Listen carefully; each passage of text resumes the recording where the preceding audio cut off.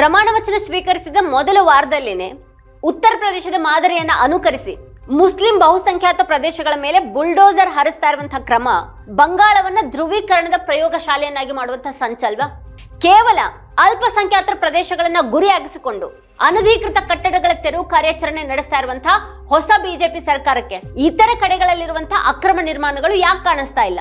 ದನಗಳ ವ್ಯಾಪಾರದ 80% ಪಾಲು ಮುಸ್ಲಿಮೇತರರ ಕೈಯಲ್ಲಿದ್ರೂ ಕೂಡ ಗ್ರಾಮೀಣ ಆರ್ಥಿಕತೆಯ ಬೆನ್ನೆಲುಬಾಗಿದ್ದಂಥ 1950ರ ಗೋ ಹತ್ಯೆ ಕಾಯ್ದೆಯನ್ನ ರದ್ದುಗೊಳಿಸುವ ಮೂಲಕ ಲಕ್ಷಾಂತರ ಹಿಂದೂ ಮತ್ತೆ OBC ವ್ಯಾಪಾರಿಗಳನ್ನ ಆರ್ಥಿಕ ಸಂಕಷ್ಟಕ್ಕೆ ತಳ್ತಾ ಇರೋದು ಯಾವ ರೀತಿಯ ನ್ಯಾಯ ಇದು?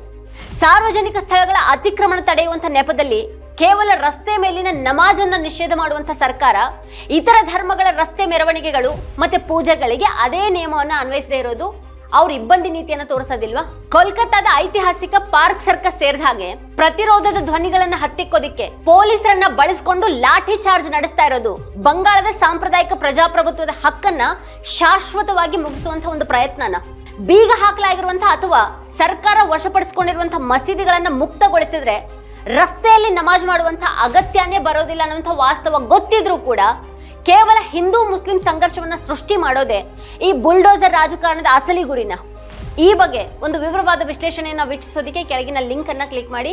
ನೀವಿನ್ನೂ ವಾರ್ತಾಭಾರತಿ ಚಾನೆಲ್ ಅನ್ನು ಸಬ್ಸ್ಕ್ರೈಬ್ ಮಾಡಿಲ್ಲ ಅಂತ ಅಂದ್ರೆ ಈ ಕೂಡಲೇ ಸಬ್ಸ್ಕ್ರೈಬ್ ಮಾಡಿ, ಹಾಗೆ ಪಕ್ಕದಲ್ಲಿರುವಂತಹ ಬೆಲ್ ಐಕಾನ್ ಪ್ರೆಸ್ ಮಾಡಿ ನಮ್ಮನ್ನ ಪ್ರೋತ್ಸಾಹಿಸಿ. ಮತ್ತೆ ನಮ್ಮ ವಿಡಿಯೋಗಳನ್ನ ಮಿಸ್ ಮಾಡದೇ ಕೊನೆವರೆಗೂ ನೋಡಿ. ಅದರ ಕುರಿತಾಗಿ ನಿಮ್ಗೆ ಏನು ಅಭಿಪ್ರಾಯಗಳಿದೆ ಅದನ್ನ ವಿಡಿಯೋ ಕೆಳಗಡೆ ಕಮೆಂಟ್ ಮಾಡಿ. ಮತ್ತೆ ನಿಮ್ಗೆ ಇಷ್ಟವಾದಂತಹ ವಿಡಿಯೋಗಳ ಲಿಂಕ್ ಅನ್ನ ನಿಮ್ಮೆಲ್ಲ ಬಂಧು ಮಿತ್ರರಿಗೆ ವಾಟ್ಸ್ಆಪ್ ಮಾಡಿ. Thank you.